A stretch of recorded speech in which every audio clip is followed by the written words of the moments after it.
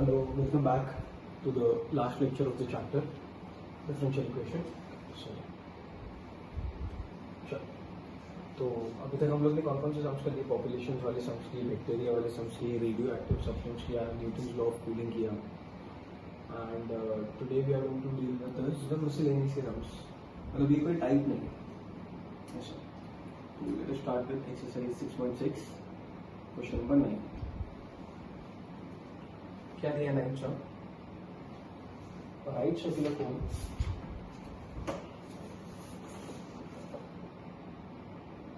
नहीं है 11th 9th है. A right circular cone has a height 9 centimeters and radius of the base is 5 centimeters. It is inverted and water is poured into it. Okay. पहले इतना समझते हैं. कोन तो सबने देखा है, आइसक्रीम खाता है अपन, कोन पता नहीं. A right circular cone has a height. कोन का हाइट कितना है? ये अगर कोन है उसका height is 9 centimetre and the radius of the base is. अब बेस में जो अपने को दिखता है वो सर्कल होता है ना. अभी आपको एलिप्स दिख रहा है, बट ये होता सर्कल है, 3D फिगर होता है ना वो. तो उसका रेडियस जो है, radius of the base is 5 centimetre. It is inverted. Okay, मैंने ऑलरेडी इन्वर्टेड भी रखा है. ये लोग कौन ऐसा अज्यूम कर रहे थे और इसको इन्वर्ट कर रहे थे. अपने ऑलरेडी इन्वर्टेड रखा है. It is inverted and water is poured into it. इसके अंदर पानी डाल रहे हैं. If at any instant water level rises, obviously ना, water level पानी डालेगा तो water का level बढ़ेगा ना. Water level rises at the rate of pi by a centimeters per second. Okay, तो water level rise हो रहा है, मतलब increase in height of water level, where a is the area of the water surface at that instant. Okay.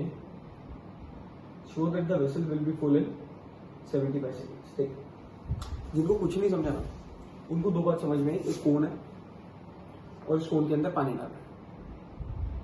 इतना बात पक्का समझे. और भी समझा अपने को तो कोन का हाइट दिया है 9 एंड रेडियस इज 5. और क्या क्या दिया है वो देखते हैं. स्टार्ट करते हैं एटलीस्ट इससे.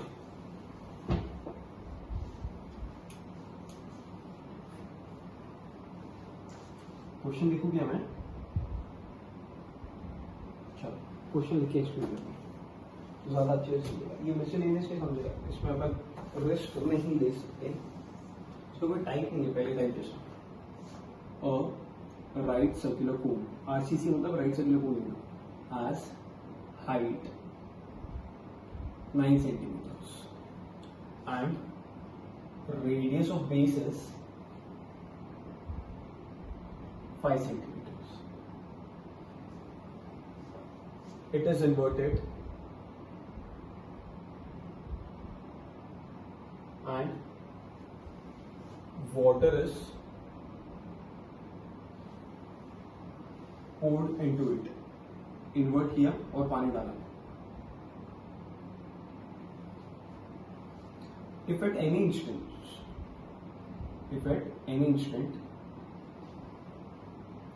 water level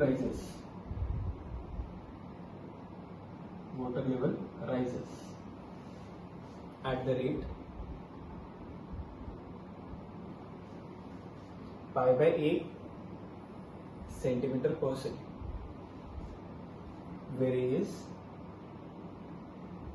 area of water surface. Area of water surface. आगे, show that vessel will be full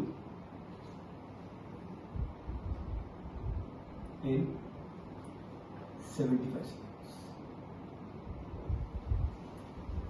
अजीब लग रहा है सुन तो, देखते हैं कैसा है. इतना कोण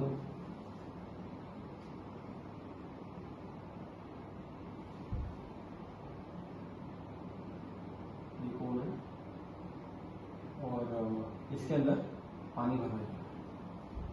अपन अज्यूम कर लेते हैं कि ये यहाँ तक पानी आ गया, इस पानी, और इसको हम लोग बोलते हैं ना water surface.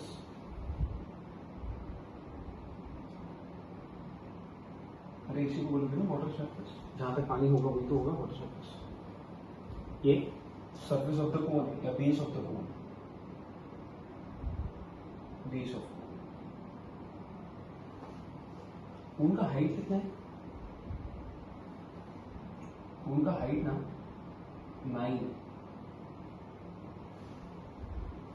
and base of the radius is 5.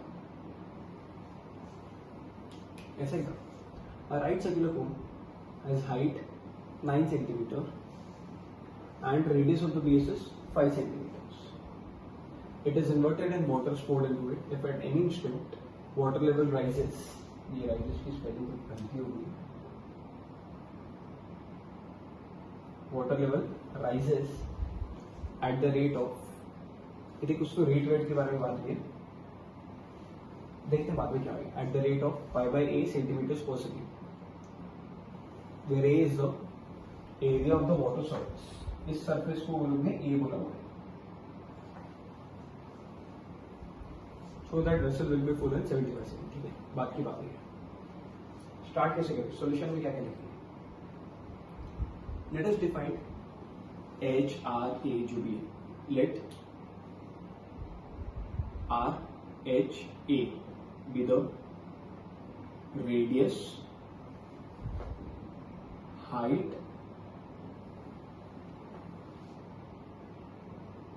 area of water surface.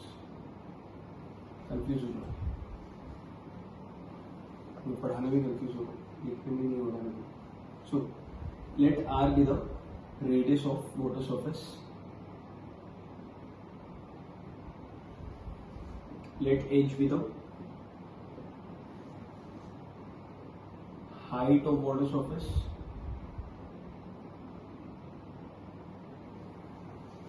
Let A be the area of water surface. Actually last sentence लिखने की जरूरत नहीं है, तो ये लोग ने दिया था, ये तो गिवन भी है.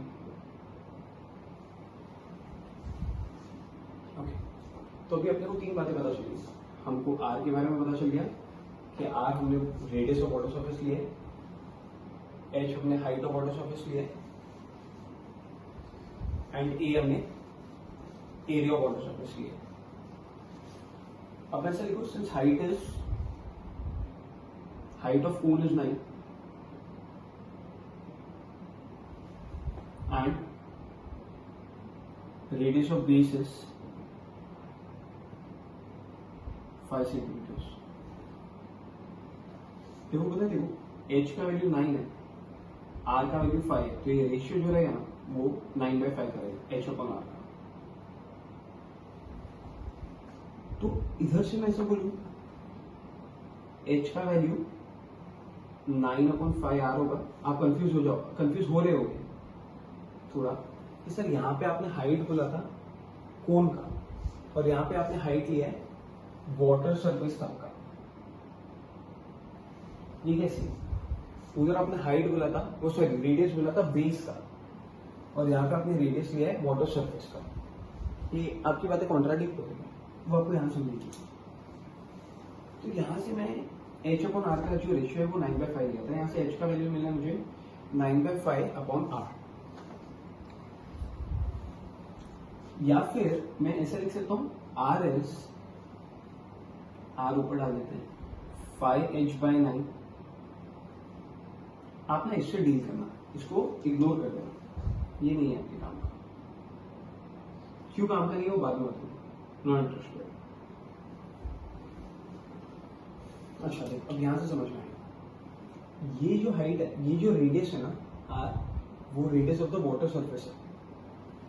Radius of the water surface, ये वाला रेडियस को r बोला है. ये रेडियस वो बॉक्स में डाली हुई है, और ये रेडियस है 5. ये पानी का लेवल धीरे धीरे बढ़ता रहेगा, और पानी डालेंगे और बढ़ेगा, और पानी डालेंगे और बढ़ेगा, एक लेवल आएगा कि इसके कट टू कट पहुंच जाएगा पानी। मतलब अगर ये कोन है ऐसा, तो वाटर लेवल यहां तक आ जाएगा। जब यहां तक वाटर लेवल आ गया तो उस टाइम पे जो जब पानी यहां आ गया रहेगा, उस टाइम पे कहना है that radius of the water surface will be 5। जब पानी पूरा भर गया रहेगा, कोन पूरा भर गया रहेगा, वो टाइम पे radius of the water surface will be 5 when the height will be 9। तो अगर आप हाइट को 9 डालोगे ना, अपने आप आपको रेडियस 5 मिलेगा। पुट h इज 9, h का वैल्यू 9 डाल, 9 कैंसिल होकर रेडियस 5 आएगा। तो जब हाइट 9 आएगा ना, तब रेडियस 5 आएगा। अब जब हाइट कम है तो वाटर लेवल भी कम ही होने वाला है, तो ये वो वाला रेडियस है। अगर आपको अभी भी कंफ्यूजन है तो ये हटा देना है। ये कोन के बारे में जितना भी दिया था वो राइट था, रॉन्ग नहीं था, बट आपको कंफ्यूजन होगा इसके लिए मैंने हटा ही दिया। ये रेडियस फ्लक्चुएटिंग है, चेंज हो रही है, हाइट पे डिपेंड करती है ये रेडियस, फिक्स नहीं है इसका। ये फिक्स है रेडियस RS5, ये फिक्स हो गया। बट यहाँ पे RS 5/9h, मतलब it depends upon h change होगा, रेडियस चेंज होगा। और पानी डालेगा, हाइट और बड़ा होगा, रेडियस और बड़ा होगा, और पानी डालेगा, हाइट और बड़ा होगा, रेडियस और बड़ा होगा। एक लेवल आएगा कि रेडियस सबसे बड़ा हो जाएगा जब हाइट सबसे बड़ा हो जाएगा। तो ये उससे समझ जाएंगे आप। तो अभी हमको शायद R का एक वैल्यू है। अब आते हैं अपन A पे। What is A? Since A is area of water surface, water surface पे कौन सा फिगर बनेगा? सर्कल बनेगा। So can I say that A will be pi r square, where A will be r pi 5/9 का square. R का value डाला मैंने, यहाँ से उठाया और R इधर लाके सब्स्टिट्यूट कर दिया। तो A को मेरे को सिंप्लीफाई करने पे मिलेगा 25 h square pi अपॉन 81। अब ये भी समझ में आया आपको। अब आते हैं अपन सेकेंड वाले सेंटेंस में, जो और भी अपने को बातें बताई थी, वो देखते हैं। If at any instant water level rises, water level अगर राइज करेगा तो हाइट में फर्क आएगा ना, हाइट चेंजेस। वाटर अगर डालते जाएगा, वाटर लेवल बढ़ते जाएगा, तो कहने से दैट हाइट भी बढ़ते जाएगा साथ साथ में। तो और ये रेट भी है, तो ये शायद rate of change of height के बारे में बात हो रही है। मतलब according to given condition dh/dt is π/a। And यही रीजन था कि हमने a यहाँ पे फाइंड किया था। अब जो यहाँ पे a फाइंड कर रखा था, वो a को लाके अपन इधर डाल देंगे इसमें। तो dh/dt will become pi upon 25 h square pi upon 81। Pi cancel हो जाएगा, 81 ऊपर चले जाएगा, 81 अपॉन 25 h square। यहां तक सब जन को समझ आएगा। अब वेरिएबल सेपरेट करने की बारी आ गई है। h इधर ले लो,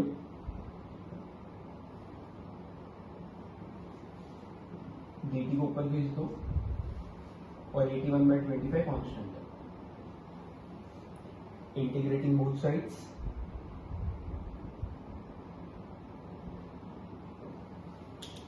तो यहाँ पे अब आ जाएगा integration of h square dh, 81/25 integration of dt। आगे बताओ क्या मिलेगा? यहां से आ जाएगा h³ 81/25t प्लस c, है ना। इसमें प्रोपोर्शनलिटी कांस्टेंट आए नहीं, बिकॉज उन लोगों ने डायरेक्टली से वैल्यू दे रखी थी अपने को। वरना जनरली अपने को प्रोपोर्शनलिटी कांस्टेंट मिला करता था, बट यहाँ पे वो मिला ही नहीं। अब यहाँ पे दो ही कंडीशन होंगी क्योंकि प्रोपोर्शनलिटी कांस्टेंट है ही नहीं. So name this as equation number 1. क्या क्या कंडीशन आने वाली है? पहली कंडीशन तो आप ही डिसाइड कर लो. It is inverted and water is poured into it. खाली था, उल्टा किया, ऑब्वियसली खाली रहेगा ना. उल्टा किया फिर पानी डालना चालू किया. तो can I say that H is 0 when time is 0. जब T 0 था तब पानी का हाइट जो था वो भी 0 ही था. वाटर लेवल था ही नहीं उसके अंदर. कंफ्यूज हुआ? समझा? Show that vessel will be full. Show that vessel will be full. Vessel full कब होएगा? जब हाइट कितना पहुंच जाएगा 9, और ये प्रोसेस को होने के लिए 75 सेकेंड्स लगना चाहिए. ऐसा आपको प्रूव करना है. ये वैल्यू आप ले ही नहीं सकते. We need to prove this. Prove that demo मैं वापस से लास्ट में पूरा सब एक बार एक्सप्लेन करूंगा. बट अभी आप थोड़ा थोड़ा जितना आ रहा है 10% 20% उतना देख लो. बाद में रिपीट करके भी देखना जब मैं पूरा एक्सप्लेन कर दूं उसके बाद. चलो तो H का वैल्यू 0 डालो. H 0/3 is 0, T 0 0.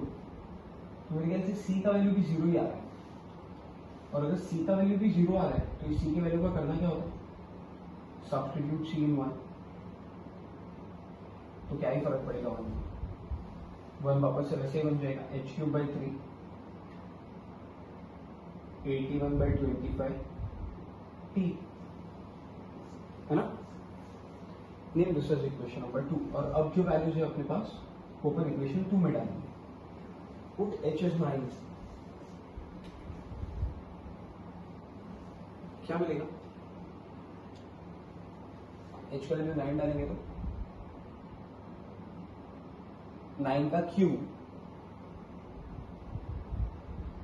मैं मल्टीप्लाई करके नहीं लिख रहा, मैं डायरेक्ट लिख रहा हूँ. 9 into 9 into 9 upon 3 is 81/25 T. ये नहीं डाल सकते आप T. आपको वो T लाना है 75. We need to prove that. Cancel हो जाएगा. 81 और 81 तो इधर ही गया. 3 1s are 3 3s are. तो 3 is equal to T upon 25 and I guess आप लोग को समझ में आ रहा है 75 is T, which is the required answer. चलो वापस देखते हैं पूरा सब. हाइट भी पता है 9 है, रेडियस भी पता है 5 है, बट वो कोन की, वाटर लेवल की नहीं या वाटर सरफेस की नहीं. कोन को उल्टा भी रखा है हमने, पानी भी भर रहे हैं हम, यहां तक पानी भर के भी दिखा दिया अपन ने. ये पूरा हाइट 9 है. ये हाइट अपने को पता थोड़ी है, और ये हाइट वाटर सरफेस की हाइट है. बेस का रेडियस 5 पता है, ये वाला रेडियस पता नहीं है. So with this height and this radius, इन दोनों के कॉम्बिनेशन से हम लोग ने यहाँ पे रेडियस ऑफ वाटर सरफेस निकालना है. कैसे निकालेगा? R with the radius of water surface, H with the height of water surface, A with the area of water surface, which is given to us. Height of the cone 9, radius of the cone 5. इससे हमने ये relation निकाला, R is 5/9. R ऊपर गया, 5 और 9 इधर आ गया. ये किसका रेडियस है?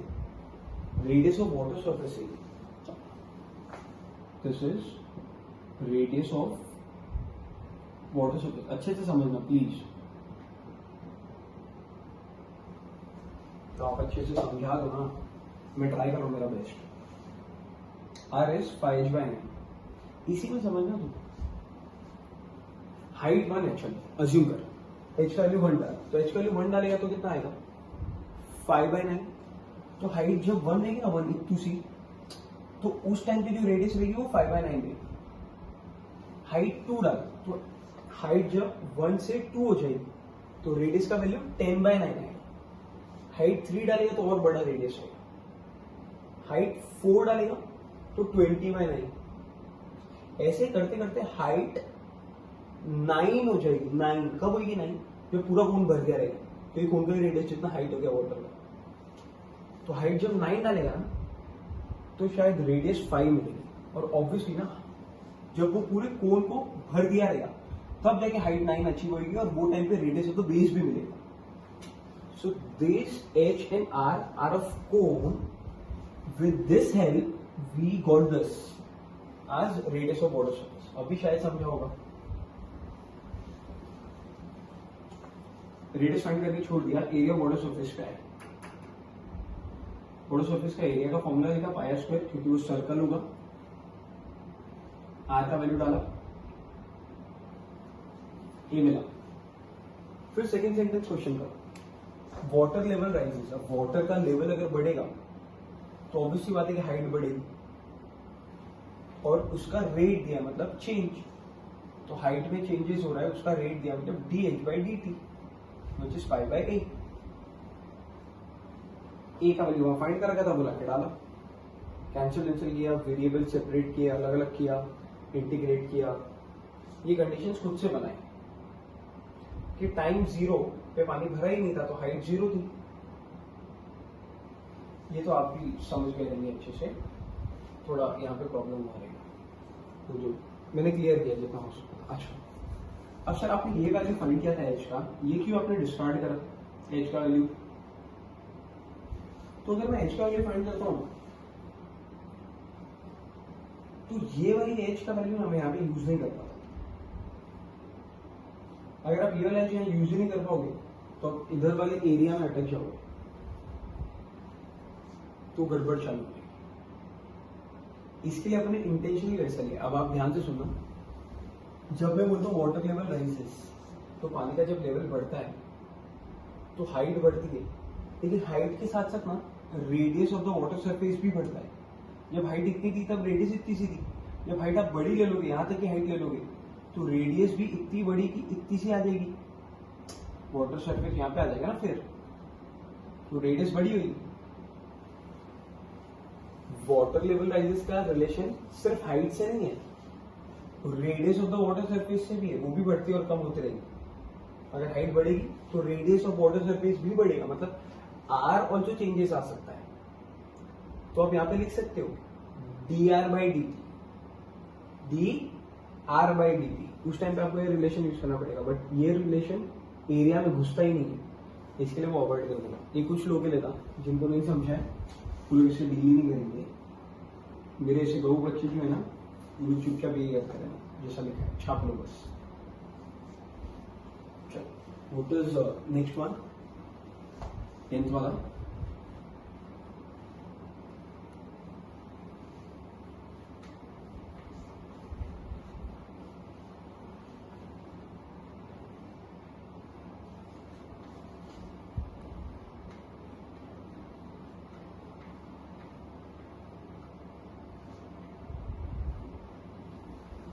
पढ़ो क्या दिया है, कुछ तो रेन ड्रॉप के ऊपर है ना।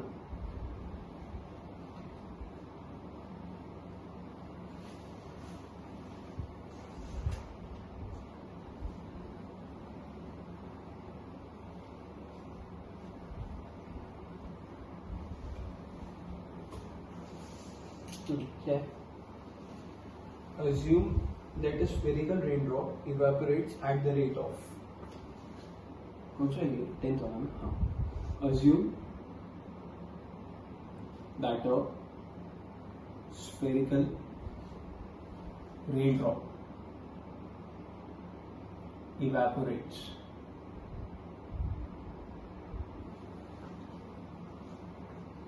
at the rate proportional to its surface. At the rate proportional to its surface. Surface area. At the rate proportional to its surface area. If the radius is originally 3 mm. समझ रहे हो? समझ रहे हो ना? If the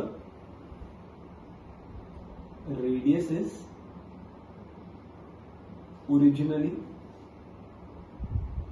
3 mm. And 1 hour later, it has been reduced to 2 mm. And 1 hour later, it has been reduced to 2 mm.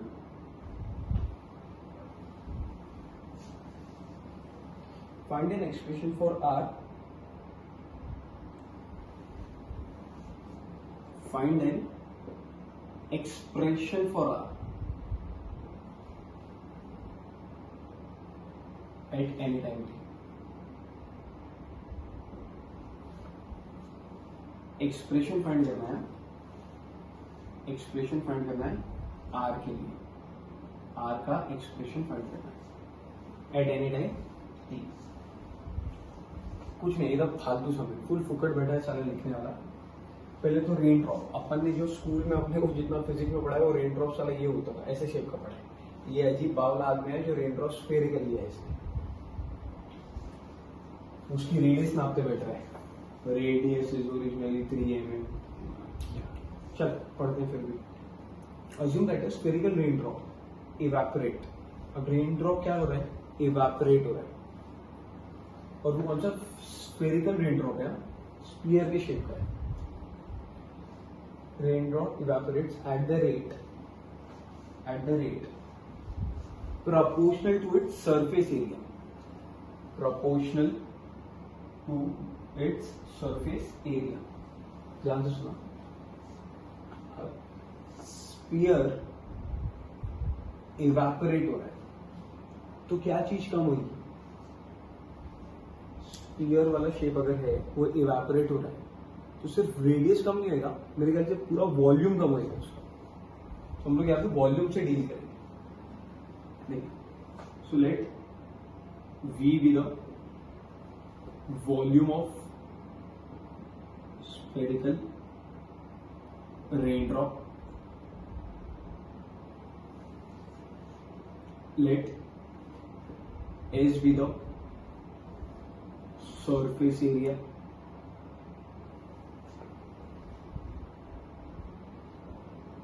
है ना?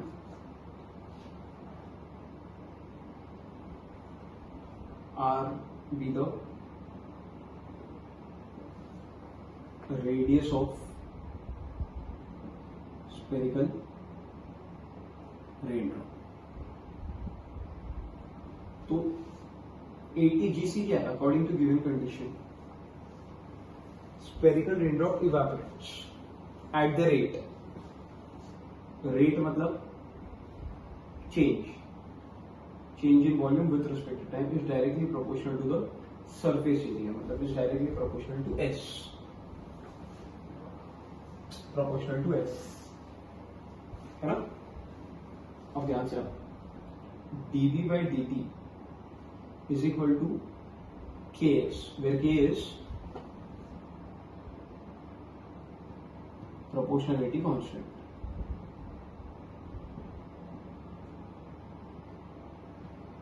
But आपको नहीं लगता है कि K नेगेटिव आना चाहिए, क्योंकि यहाँ पर कुछ चीज कम होने की बात हो रही है और कम होता है मतलब K नेगेटिव आया करता था. ये तो अपन ने बहुत सारे समझ में देखा, रेडियो एक्टिव में देखा, न्यूटन लॉ ऑफ कूलिंग में देखा. अब आ जाता है वेरिएबल सेपरेबल. वेरिएबल सेपरेबल में सिर्फ K कांस्टेंट है. तो अगर मैं S को यहाँ पे लाऊंगा तो शायद फिर भी वेरिएबल सेपरेट नहीं हो पाएंगे, बिकॉज V के साथ S थोड़ी जाएगा. ऐसा तो आप लिख नहीं सकते ना 1/s into dv is equal to -k into dp. ये तो गलत है साला, ये तो इंटीग्रेट होगा ही. So before doing this I guess we should substitute values for V and S. What is volume of sphere? Volume of sphere का मेरे ख्याल से फॉर्मूला था 4/3 pi are cube. And surface area का मेरे ख्याल से फॉर्मूला आएगा 4 पाई आर स्क्वायर. ये सब मैथमेटिकल फॉर्मूलेज हैं जो आप फिजिक्स में पढ़ चुके हो. कोई तो चैप्टर में आपको ऐसा पढ़ाया जाता है. ये फॉर्मूला यहाँ पे यूज करते हैं। तो ये क्या बनेगा, D by D T of 4/3 pi are cube minus के 4 पाई आर स्क्वायर। और अब इसको सिंप्लीफाई करके फिर बाद में करेंगे वेरिएबल सेपरेटली। चलो 4/3 पाई बाहर डेरिवेटिव के, क्योंकि ये कांस्टेंट है, तो D by D T of are cube मिलेगा खाली, और इधर माइनस, इधर तो इंटीग्रेशन कुछ भी डेरिवेटिव है ही नहीं, सॉरी, तो ये पूरा का पूरा बाहर, ऐसे ही पड़े। और आर में कंफ्यूज तो नहीं हो रहे हैं यार, चल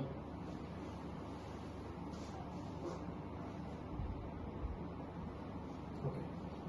तो 4/3 पाई चेन रूल आएगा 3r square into D r by D T, पहले पावर रूल फिर r, और यहाँ पे -4k पाई आर स्क्वायर, ऐसे पड़े। 3 कैंसिल, क्या बच गया 4 pi r square d r by D t -4k r pi r square. देखो बहुत कुछ आंसर, 4 गया, आर स्क्वायर गया, और पाई गया, तो बचा क्या d r by D t minus के, 4 गया, पाई गया, आर स्क्वायर गया, minus k. Now we can easily do variable separable. अब करो, क्या मिलेगा, d r is equal to minus k d t integrating both sides, तो ये बन जाएगा ना बाबू, integration of d r minus k integration of d t. R is equal to minus k t plus c, equation number 1 है ना। फटाफट करना जरा, बोलो पहली कंडीशन क्या है, ये इतना जितना तामझाम किया है ना, खाली यहां तक का सेंटेंस कवर किया है, या तो अब आएंगे द रेडियस इज ओरिजिनल, इतना सब ऑन बेसिस ऑफ दिस।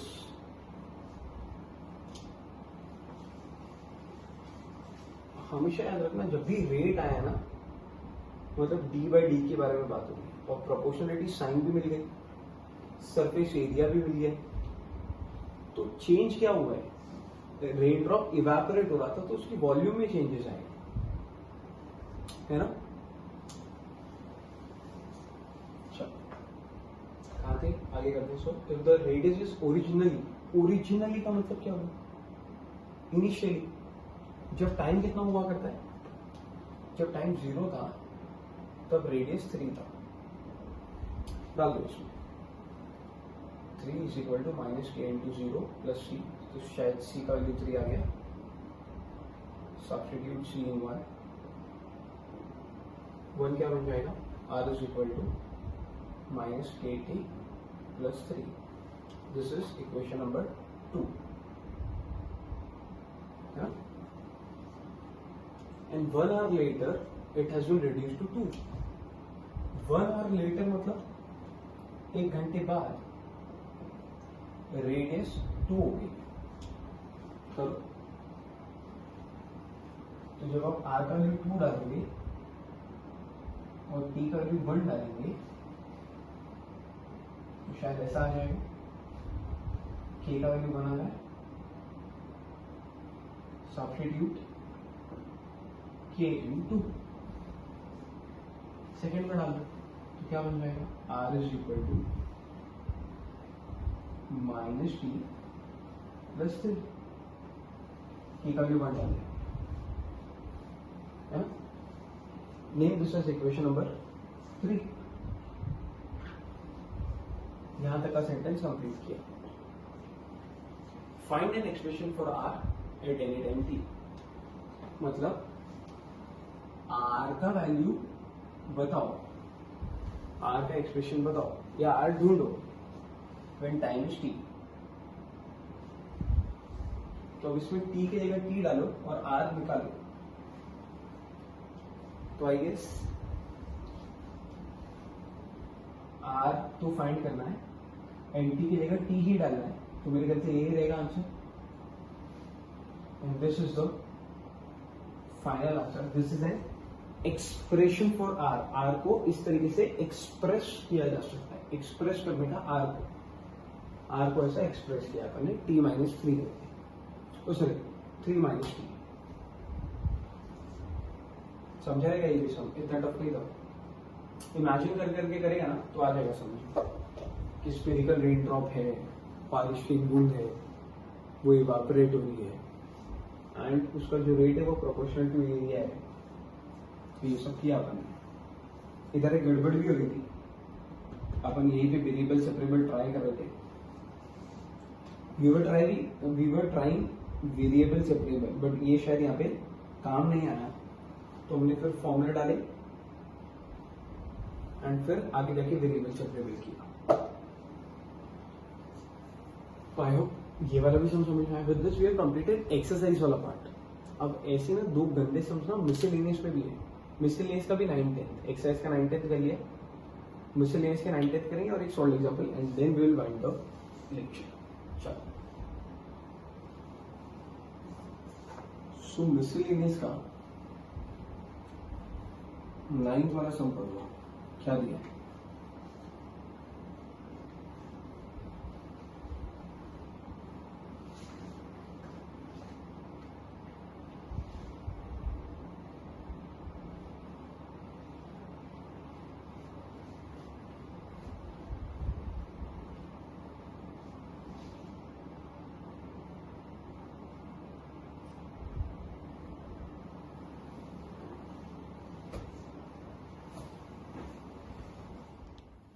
तो क्या दिया हम लोग को 9th वाला सम? A volume of a spherical balloon being inflated changes at a constant rate if initially its radius is 3 units and after 3 seconds it is 6 units. Find the radius of the balloon after t seconds. ठीक, जिसको कुछ नहीं समझा उसको इतना समझा कि balloon है। Okay, the volume of A spherical balloon being inflated changes at a constant rate. अभी बलून फ्लैट है और उसकी वॉल्यूम जो है ना वो चेंज होने वाली है एट अ कांस्टेंट। मैं क्वेश्चन नहीं लिख रहा हूँ, समवॉट सिमिलर है। वॉल्यूम किसकी?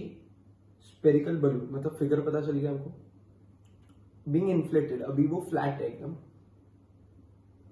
Changes at a constant rate, उसका वॉल्यूम चेंज होने वाला है। अभी ऑब्वियसली तू हवा अंदर फेंकेगा या उसमें से हवा निकालेगा तो उसका वॉल्यूम कम या ज्यादा होने वाला है।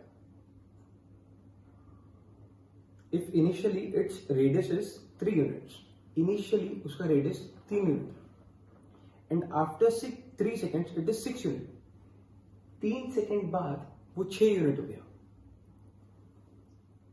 3 यूनिट से 6 यूनिट पहुंच गए रेडियस, मतलब समझ में आ रहा है? ऑब्वियसली उसके अंदर हवा डाल रहा है तभी फुग्गा फूल रहा है। Find the radius of the balloon after t seconds. एक अपने काम का पहला सेंटेंस है, volume of the spherical balloon, volume of the spherical balloon changes at a constant rate. Proportionality के बारे में बात ही नहीं की है, changes at a constant rate, ऐसा है। और इसमें भी अगर वो लोग बोल देते हैं कि हवा निकाली जा रही है उसमें से, तो आप ये के को नेगेटिव लेते हैं। अभी अपने को कैसे पता कि हवा निकाल रहे हैं या भर रहे हैं? बिकॉज वो लोग ने आगे रेडियस के बारे में बात कर ली है। इतना समझे आपको? वेरिएबल सेपरेबल मेथड अगर अपन ट्राई भी करेंगे तो यहां पे काम नहीं आएगा। तो हमको v का वैल्यू डालना चाहिए, जो हम लोग स्पीयर ले रहे हैं उसका ही वॉल्यूम का formula 4/3 pi are cube, 4/3 pi constant, लात मार के बाहर, d/dt of are cube r cube का डेरिवेटिव 3r² dr/dt होता है, 3 3 cancel, 4πr² dr is k times dt। 4π भी कांस्टेंट है, इसको भी यहां से हटा के नीचे ले लिया जाएगा। यहां तक सब आ रहा है समझ में? Integrating both sides,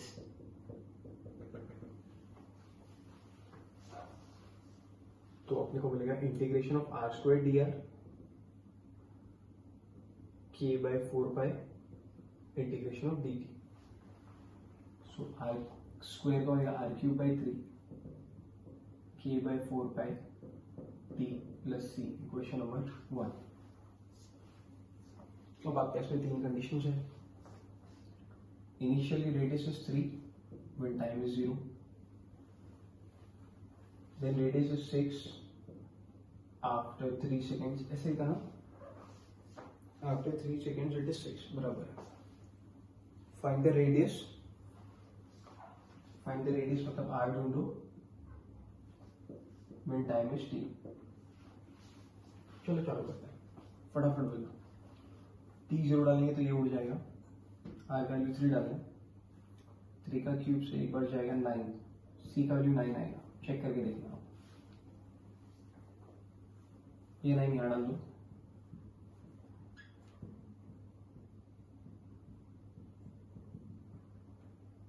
equation number 2। I hope मैंने राइट किया है शायद।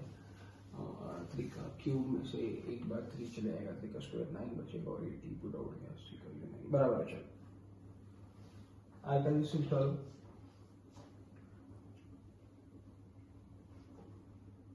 सॉल्व मत कर लेना। 6 का क्यूब 6 into 6 into 6 upon 3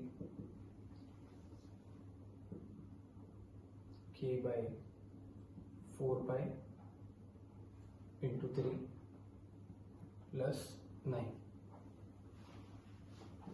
1 जा 2 जा 36, 2 जा 72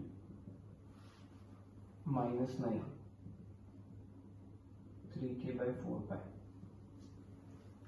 72 minus 9 is 63 upon 3 k/4π, कितना आएगा?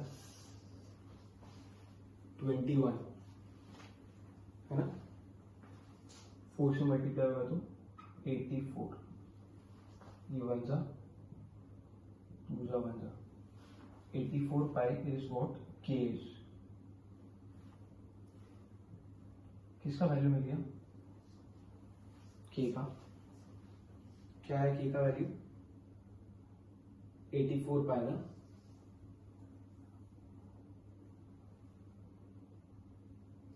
अब इस वैल्यू को सब्स्टिट्यूट करना पड़ेगा, किसमें डालेंगे? इक्वेशन नंबर 2 में। तो इक्वेशन 2 क्या बन जाएगी? r³/3 84 pi/4πt plus 9, pi cancel, 4 1 जा 21। तो सिंप्लीफाई करने पे ऐसा आ गया r³/3 21t plus 9। This is equation number 3। r का वैल्यू ढूंढना है, t का वैल्यू t डालना है, तो t का वैल्यू t डालोगे तो यही मिलेगा वापस, सेम चीज मिल जाएगी r³/3 21t प्लस 9। 3 से मल्टीप्लाई करेंगे तो, या नहीं भी करोगे यहाँ से 3 कॉमन ले लोगे तो 3 into 3 70 प्लस 3, एक 3 अंदर से बाहर ले लिया और एक ही नीचे से ऊपर भेज दिया, taking cube root whole raised to 1/3। This is r 9 into 70 plus 3।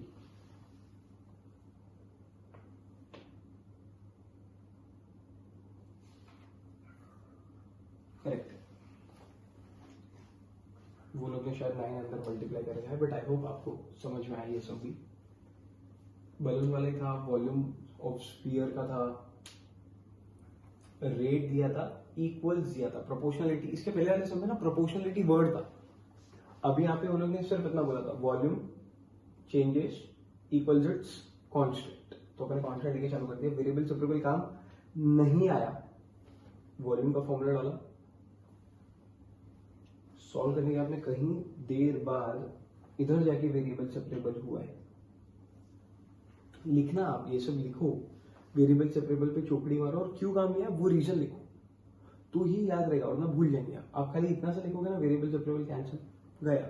मेरे जितना ही कॉपी मत कर, आप खुद से भी ट्राई करिए। What is next sum?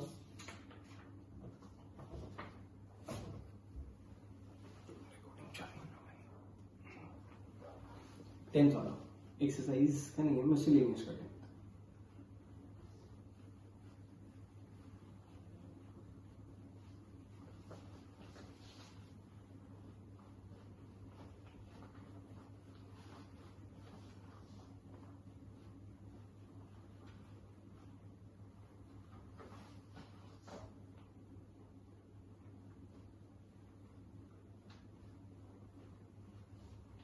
चलो पढ़ो।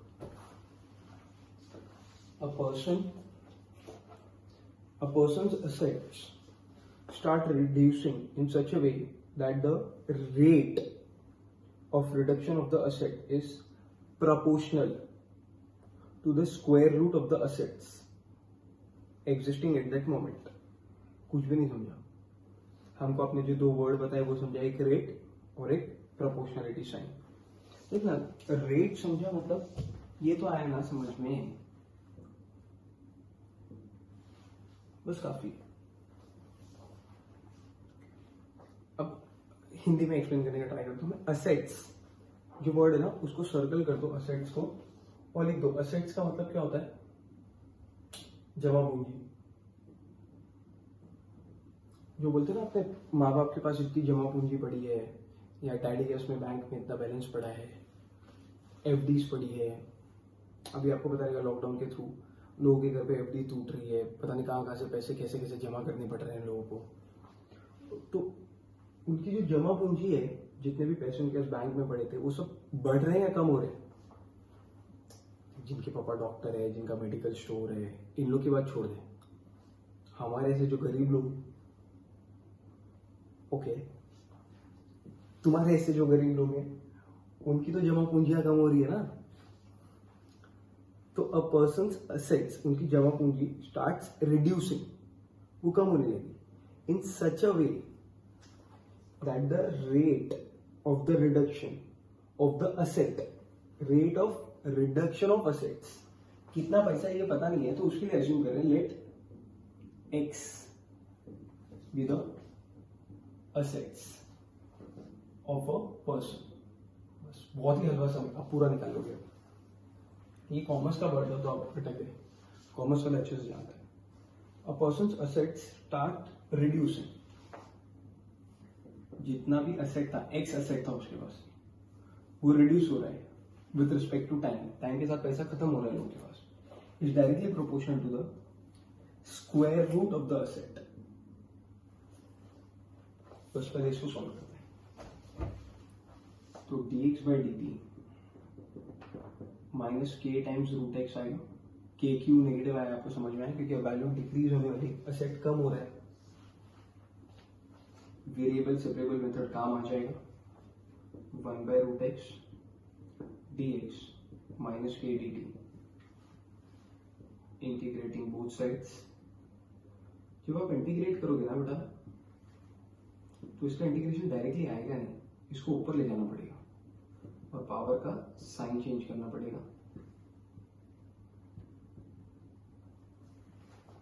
इसका आएगा भाव बढ़ाओ तो गिराओ, भाव बढ़ाओगे तो एक्स पावर हाफ आ जाएगा और नीचे हाफ आ जाएगा, माइनस के टी प्लस सी आ जाएगा। इसको सिंप्लीफाई करेंगे ना तो ऐसा मिलेगा 2 रूट एक्स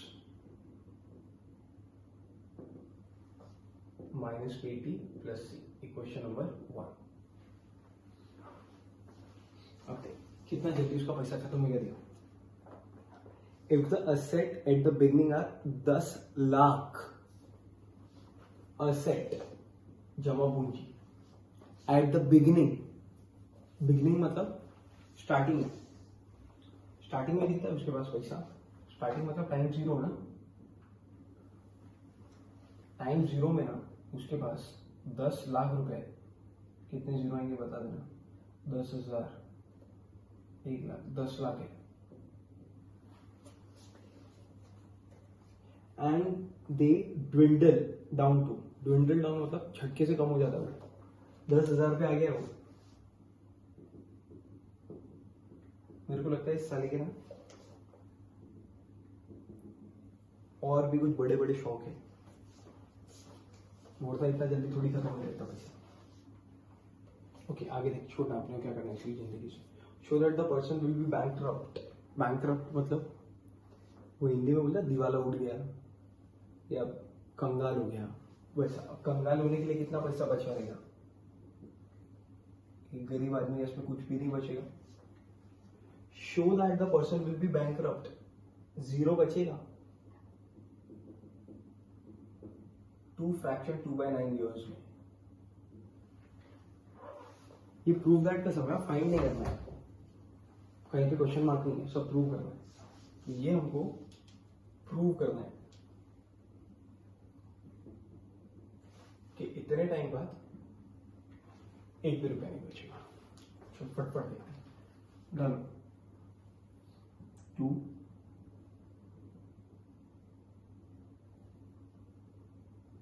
ऐसा नहीं करते, ये कर देते हैं।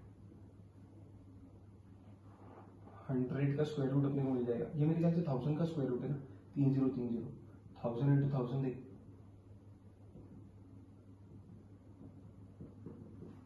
अरे 3 3 6, 1 2 3 4 5 6, हाँ 1000 का स्क्वायर रूट है, तो 2 बाहर 1000 आएगा, 2 से मल्टीप्लाई कर 2000 हो जाएगा।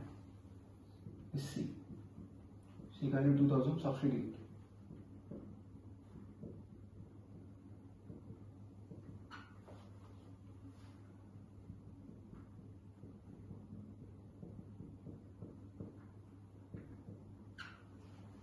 यहां तक समझ में आया?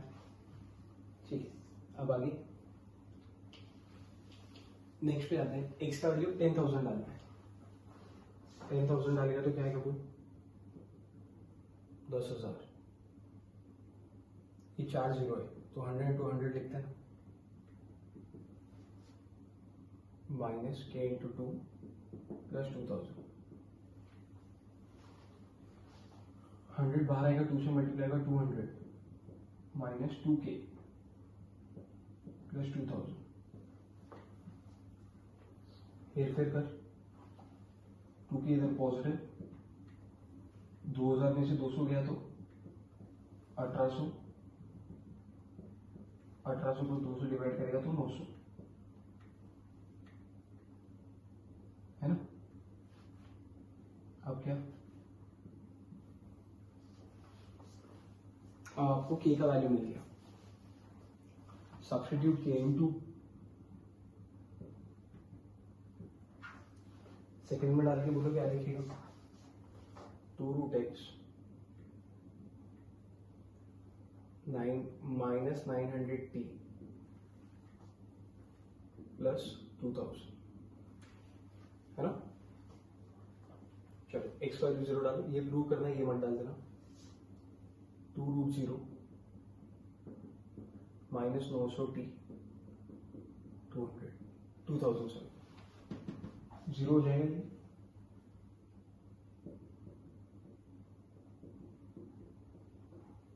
इसको यहां लाते हैं तो 900t t is equal to 2000 upon 900,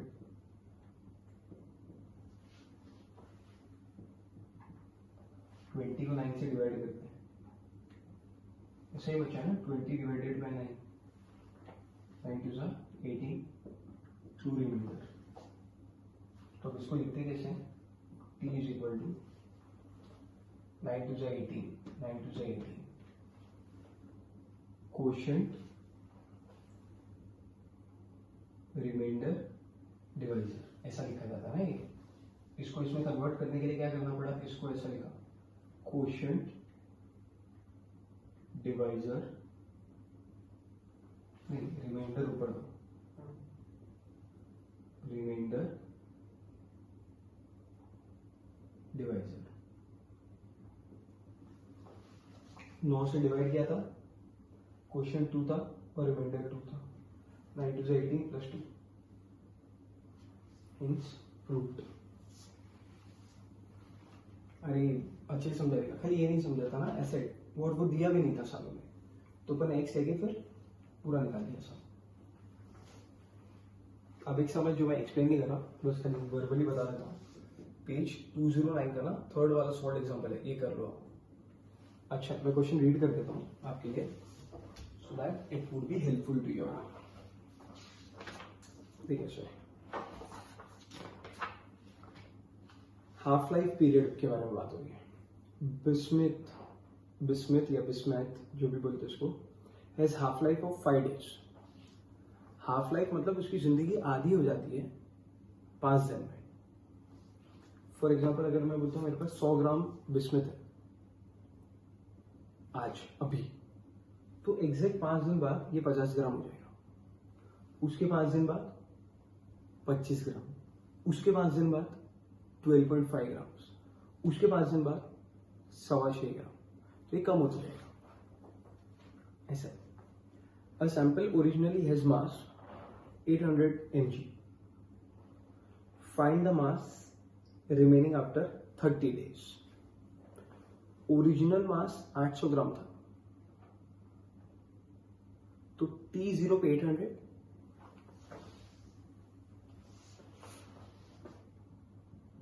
T0 पे 800 ग्राम्स, 800 ग्राम से T0 पे 5 डेज का हाफ लाइफ था, तो 5 दिन बाद अपने आप 400 बच जाएगा। Find the mass after 30 days। Mass will be what after 30 days, ये क्वेश्चन। बट इसके पहले आपको इक्वेशन बनानी पड़ेगी ना, जिसमें आप ये तीनों रिलेशन डालते हो। इक्वेशन 1 तो होना जरूरी है ना, जिसमें हम ये तीनों रिलेशन सब्स्टिट्यूट करके आगे तक पहुंचते हैं। तो वो इक्वेशन 1 के लिए इन्होंने खाली इतना सा दिया था, बिस्मिथ इज हाफ लाइफ, तो let x be the mass of the bismuth, और फिर वो लोग ने ऐसे लिए same, let x be the mass of the bismuth, x changes with time and since it is decreasing, कम हो रहा है तो माइनस के, एंड बाकी आप कुछ रेफर कर सकते हैं, आपको आ जाएगा सम, इतना टफ नहीं है। With this we have completed differential equation जितना आपके सिलेबस में था। कीप प्रैक्टिसिंग, कीप सॉल्विंग, करते रहना। प्लीज मिलते हैं एंट्रेंस में। Bye bye, take care.